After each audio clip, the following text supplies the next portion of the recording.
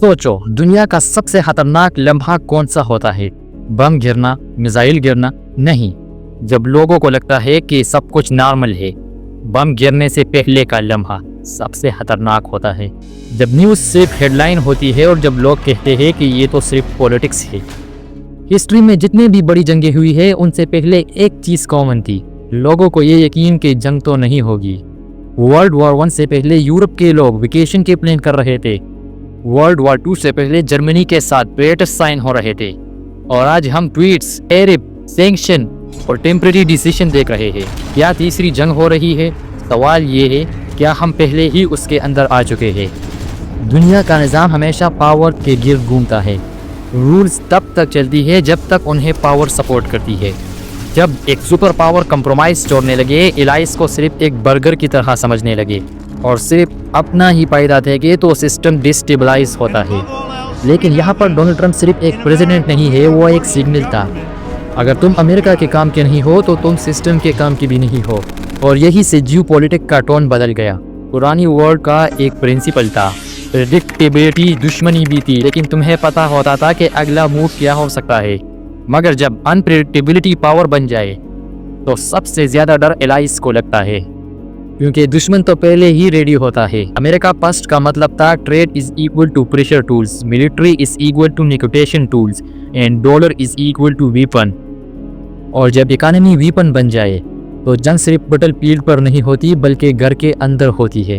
Venezuela को समझने के लिए सिर्फ जियोपॉलिटिक्स नहीं बल्कि जियोग्राफी देखनी पड़ेगी। वेनेजुएला दुनिया का सबसे बड़ा ऑयल रिवर्स, अमेरिका का बैकयार्ड में और इकोनॉमिक कोलैप्स का शिकार। जब कोई कहता है कि यह सिर्फ ह्यूमैनिटेरियन कंसर्न था, तो सवाल बनता है दुनिया में और भी बहुत ह्यूमैनिटेरियन क्राइसिस है, फिर फोकस यहाँ क्यों? इस कहानी में सिर्फ वेनेजुएला टारगेट नहीं था, एग्जाम्पल था।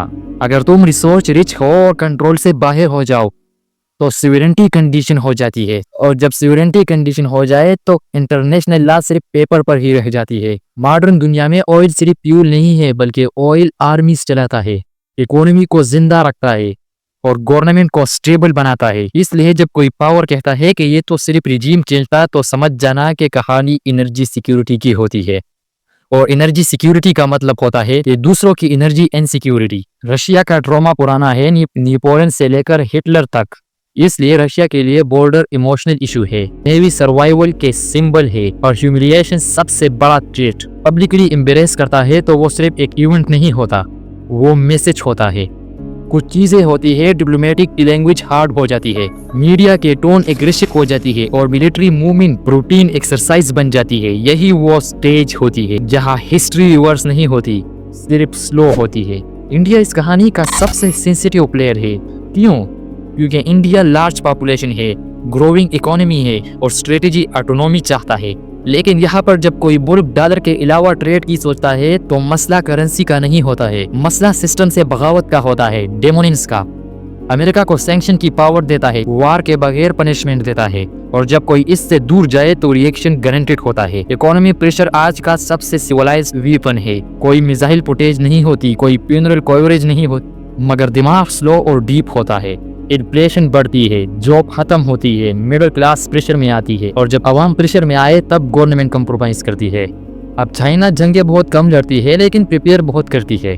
चाइना के लिए सबसे बड़ी वीकनेस एनर्जी सप्लाई रूटीन है, इसलिए चाइना पोर्ट्स बनाता है, शिपिंग लेन सिक्योर करता है और अल्टरनेटिव प्लान करता है। अगर एनर्जी चोक हो जाए तो सुपर पावर भी प्लेगिल हो जाती है। जब एलाइस आपस में प्रेशर में आए तो यहाँ पर यूनिटी सिर्फ स्पीचेस तक रह जाती है। जब यूनिटी स्पीचेस तक रह जाए तो यहाँ पर एनिमीज कैलकुलेशन शुरू कर देता है।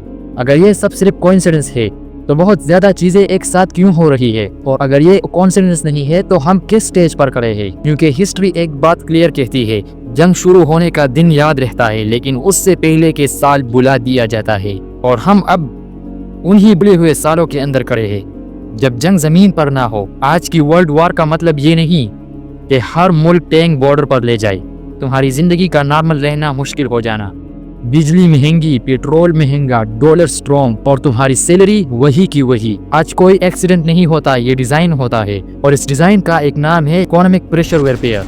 पावर का नया रूट। पुरानी जंगों में मुल्क हारते थे, आज की जंगों में लोग हारते हैं। गवर्नमेंट सर्वाइव कर जाती है लेकिन मिडिल क्लास क्रश हो जाती है। इन्फ्लेशन एक नंबर नहीं होता, ये एक साइकोलॉजिकल अटैक होता है।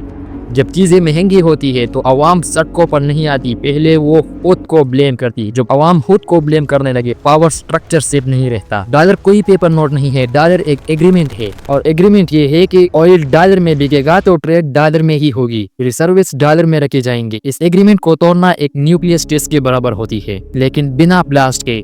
इसलिए जब कोई मुल्क रशिया या चाइना में लोकल करेंसी में ट्रेड करता है तो यहाँ पर मसला सिर्फ ट्रेड का नहीं होता, मसला होता है अगर ये कर सकता है तो कल और कौन करेगा। और इसी सवाल से प्रेशर पैदा होती है। इंडिया का इशू सिर्फ टेरिफ का नहीं है, इंडिया का issue independence of decision making का है। जब कोई राइजिंग पावर अपनी फॉरेन पॉलिसी खुद बनाए, अपनी एनर्जी सोर्सेज खुद चूज करे और ग्लोबल साउथ के लीडर बनने लगे तो एस्टेब्लिश पावर नर्वस होती है। नर्वस पावर गुस्सा नहीं करती, एग्जाम्पल सेट करते हैं ताकि बाकी सब समझ जाए कि लाइन क्रॉस करने का मतलब क्या होता है। चाइना लड़ती बहुत कम है लेकिन फेंकता सब कुछ है। चाइना समझती है कि अमेरिका से डायरेक्ट वार इकोनॉमिकली सुसाइडल होगी, इसलिए चाइना का फोकस है supply chains, shipping routes, energy corridors. अगर तुम उसकी एनर्जी को चूके करो तो तुम उसके फैक्ट्रीज बंद कर देते हो, और फैक्ट्री बंद होना बम गिरने से भी ज्यादा खतरनाक है क्योंकि ये स्लो डेथ होती है। एनर्जी के बगैर आर्मी मूव नहीं करती, इकोनॉमी ग्रो नहीं करती, गवर्नमेंट सर्वाइव नहीं करती। इसलिए ऑयल टैंकर सिर्फ शिप्स नहीं होती, ये स्ट्रेटेजिक आर्टरीज होती है। यहाँ आर्टरी ब्लॉक होती है और वहाँ हार्ट बेल होता है, और इसलिए एनर्जी रूट्स पर प्रेशर सीधा वार डिक्लेरेशन के बराबर होती है। रशिया और चाइना दोस्ती में नहीं आए बल्कि वो मजबूरी की वजह से बराबरी में आए। रशिया के पास रिसोर्सेज है, मिलिट्रीज है, चाइना के पास मैन्युफैक्चरिंग है, पॉपुलेशन है, और दोनों के पास एक चीज कॉमन है, वेस्टर्न प्रेशर। जब प्रेशर सेम हो तो अलायंस नेचुरल हो जाती है। ये अलायंस आइडियोलॉजी का नहीं है, सर्वाइवल का अलायंस होती है। न्यूक्लियर वार का सबसे बड़ा रिस्क मिसाइल लॉन्च नहीं होता, सबसे बड़ा रिस्क होता है मिसकैलकुलेशन। एक साइड सोचती है ये दूसरी ब्लफ कर रही है, दूसरी साइड सोचती है कि पहले वीक है, और इस गैप में हिस्ट्री का सबसे बड़ा एक्सीडेंट होता है क्योंकि मीडिया का काम पैनिक क्रिएट करना नहीं, पैनिक मैनेज करना होता है। अगर तुम्हें पूरी सच्चाई एक साथ बता दी जाए तो मार्केट बंद हो जाएंगे, बैंक्स बंद हो जाएंगे और सिस्टम कोलैप्स हो जाएगा। ये सच्चाई को पीस में दिया जाता है, इतना कि तुम एडजस्ट कर लो, इतना नहीं कि तुम रिएक्ट कर लो। और ईरान इस कहानी का सिर्फ चैप्टर नहीं है, ये टर्निंग पॉइंट है। ईरान वो जगह है जहां इकोनॉमिक प्रेशर, पॉलिटिकल रिप्रेशन और ग्लोबल पावर गेम्स एक ही जगह टकरा रही है। और जब इतना फोर्स एक पॉइंट पर मिल जाए तो स्पार्क चाहिए होती है, सिर्फ एक स्पार्क। हम अब उस लाइन के करीब है जहां से चीजें वापस नॉर्मल हो जाती है। अब सवाल ये नहीं क्या जंग होगी, सवाल ये है जब होगी क्या हम पहचान भी पाएंगे कि ये वही लम्हा था। शायद हम पहचान ले क्योंकि हिस्ट्री बताती है जब बाजार बोलने लगे तो सिर्फ प्रोटेस्ट नहीं होता, निजाम हिल जाता है। बहुत से लोग ईरान के प्रोटेस्ट को सोशल मीडिया की इशू से जोड़ देते हैं, हिजाब, फ्रीडम, राइट्स, मगर ये सिर्फ सरफेस है, असल मसला सर्वाइवल है। जब रोटी महंगी हो जाए, जब दवा मिलना मुश्किल हो जाए और जब नौकरी सिर्फ वास्ता बन जाए तो अवाम स्लोगन्स नहीं लगाती।